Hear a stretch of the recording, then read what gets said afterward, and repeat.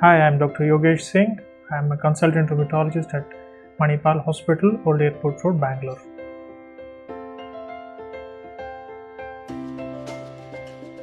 One of the most common questions in rheumatology clinic people ask is, my joints make a creaking or popping noise. Should I be really worried? Generally, there is no reason to worry if your joints make a cracking or a popping noise and if they are not associated with pain or swelling.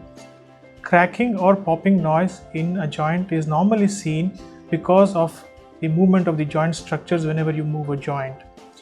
You should be worried if the popping or cracking noise is associated with pain or swelling, because if they are associated with pain or swelling, they may be due to an underlying arthritis, cartilage damage, or meniscal tear, in which case you may need to see your doctor.